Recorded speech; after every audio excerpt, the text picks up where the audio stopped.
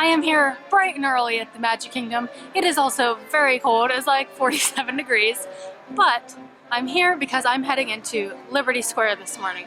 Somebody asked in a comment on the vlog if we could do a video of Liberty Square because they can't find any anywhere. So that is what I am here to do today.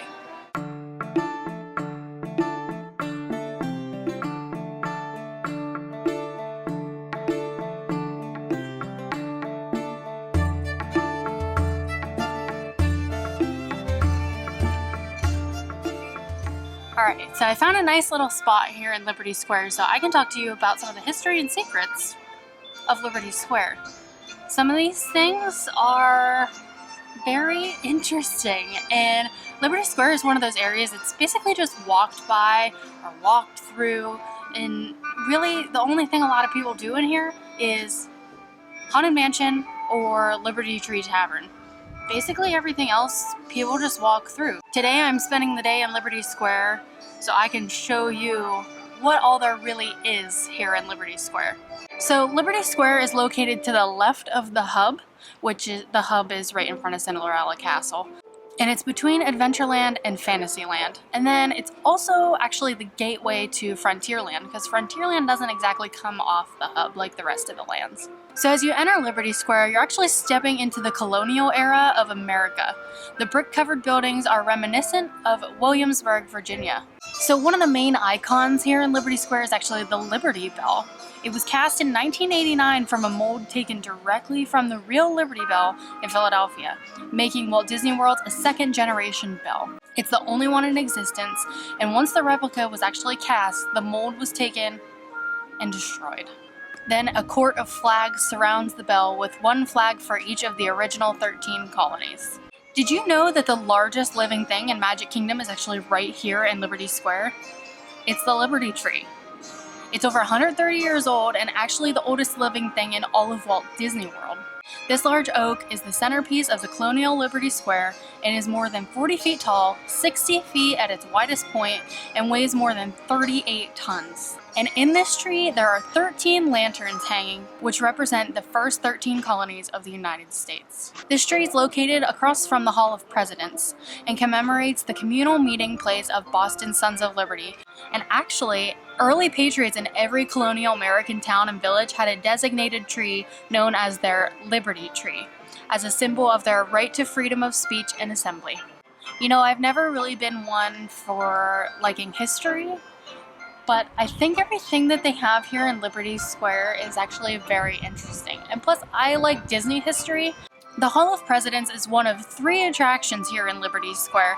It takes place in a large sit-down auditorium. Once inside, the first part of the show is a multi-screen film that quickly highlights significant portions of American history. And this is the only place other than the White House that is allowed to use the official presidential seal on the carpet. And that's actually as soon as you walk in to the Hall of Presidents. So after the film is over, the screens move out of the way and a curtain rises revealing audio animatronic versions of every president of the United States of America. After roll call announcing each of them in order they held office, with each president nodding recognition when his name is called, the current president gives a short address, along with short speeches by George Washington and Abraham Lincoln. The Muppets have also recently made their way into Magic Kingdom, led by the always patriotic Sam Eagle. Kermit the Frog, Fozzie Bear, Gonzo, and Miss Piggy present a live show near the Hall of Presidents called The Muppets Present Great Moments in American History, and it has a very catchy tune. Great moments in history, but only the American ones. So there are some fun souvenirs that are unique to Liberty Square. Little girls love the umbrellas that can be personalized with their name. At the Silhouette Cart, you can have memorable keepsakes created. And Christmas shopping can be done all year long at Ye Old Christmas Shop.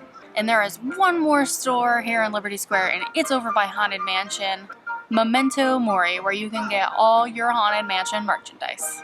The poem Paul Revere's Ride by Henry W. Longfellow features one line, "1 if by land and 2 if by sea." This refers to the lantern signal that would alert the village to advance of British forces.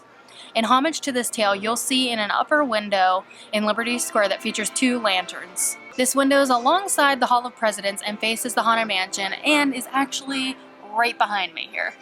The Haunted Mansion anchors the far side of Liberty Square with an architectural style that's inspired by New York's Hudson River Valley in the early 1700s. As you progress through Liberty Square, the architecture advances along with you. The Hall of Presidents represents Philadelphia architecture of the late 1700s. Moving towards Frontierland, the architecture follows the same trend, advancing you into the Old West of the 1800s. In Liberty Square, the architectural changes are at once subtle but strikingly obvious. Once you notice this feature, it's difficult not to see it all around you. The doors that make up the facades of Liberty Square each represent a different time period. You can pinpoint the exact year that's referenced simply by looking at the number over the door. This represents the year when that particular style was used. The symbol of 4 clasped hands featured on this facade in Liberty Square is known as a fire mark. A fire mark let firefighters know a building was insured and by whom. Insured buildings would receive priority attention both from firefighters and policyholders who would see a profit or loss from the building's outcome. And see this here that looks like a convenient piece of fence that separates stroller parking from the rest of the street? Well, it's actually not. It's a hitching post for horses. The clever little accent gives a humorous nod to the differences in parking in the Magic Kingdom and Colonial America. Our favorite little place to hang out in Liberty Square is right here by the entrance and the exit for Hall of Presidents, and it's these little rocking chairs. Sometimes in the afternoon, this is a nice little peaceful place, especially because it's shaded on those hot summer days. Now, the Liberty Belle Steamboat offers a leisurely 17-minute ferry boat ride around the rivers of America. It was originally the Richard F. Irvine riverboat until the Liberty Belle replaced it in 1996. However, you can still find the Richard Irvine Ferry, taking guests back and forth from the Transportation and Ticket Center to Magic Kingdom. And although the rivers of America may seem quite deep, the depth is only about 7 feet. When the water was drained from the river in 1996 and maintenance trucks were able to drive around in the dry riverbed, their roofs just reached what would have been the water line.